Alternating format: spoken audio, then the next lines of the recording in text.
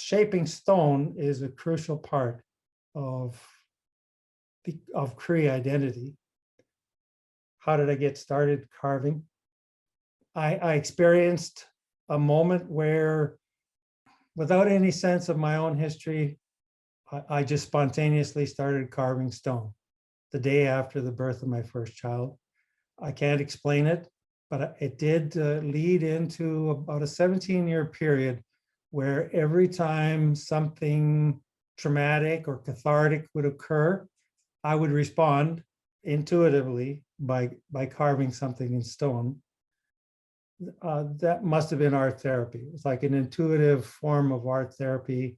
I was trying to live a good life, but struggling in my interior world. And the carving really helped me.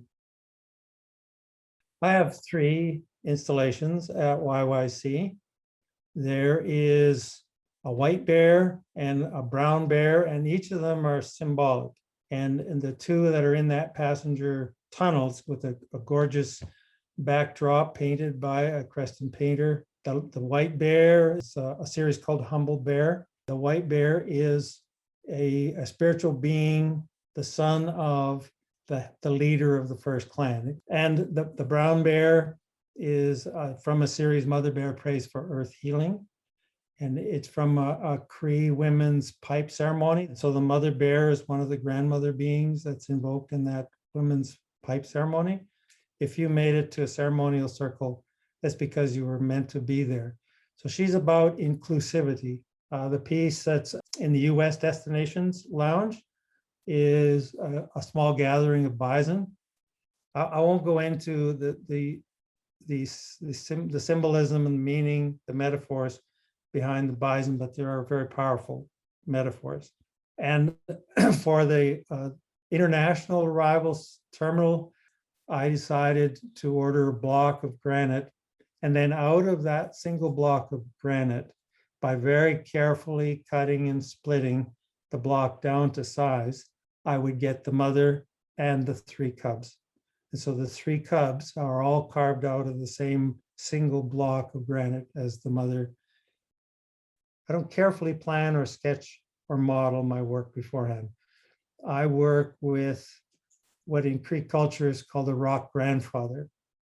It's a spiritual being, and this rock grandfather's role, and when I you listen to the creation stories and all the cultural stories, the rock grandfather's role is to help us humans with communication.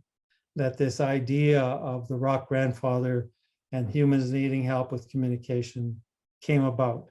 But it's been part of Cree culture for a very long, and indigenous cultures for a very long time. And the 3, so I can feel the energy, that there's a combination of the energy between the YYC staff that I interface with, the rock grandfather, and my own, whatever, my own internal drive.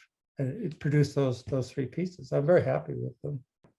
YYC was I would say a perfect client for me and for the way I work, but for the rock grandfather. Like using the method that I'm using. YYC, they had the right way to approach this. Working with them was very pleasurable. You know, they trusted me. I pick up the tools and I start carving, and the rock grandfather kind of kicks in and looks after the design. It started with a surprise interview, a stealth interview. I didn't realize I was being interviewed. There was a little art tour bus that took tourists around to the various artist studios in the Creston Valley. I was in the Creston Valley at that time, and I didn't feel like that was appropriate for me, but I decided against it. I decided to change my opinion, and I agreed to the tour. And one of the bus loads of tourists had an unusual group in it. They were just filled with questions and technical questions. And, they really pursued. If, I gave an answer, they wanted more, and they were digging and digging. And about a week later, I was contacted by someone, and they said, well, you didn't know it, but we decided we were going to interview you in your studio yard. We wanted to see you at work. And they said, we want to contract you. The whole thing was great. They had some little technical hoops to jump over or through. We came to the insurance clause. They wanted to have their piece of art insured while it was under construction. And I said, well, I can't get insurance. I'm on reserve. Technically, I don't own anything. Reserves are crown land and everything on reserves.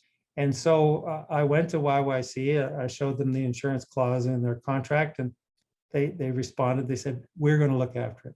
They stepped in. They looked at my situation, and they figured out how to deal with that. I'm very grateful. Very grateful.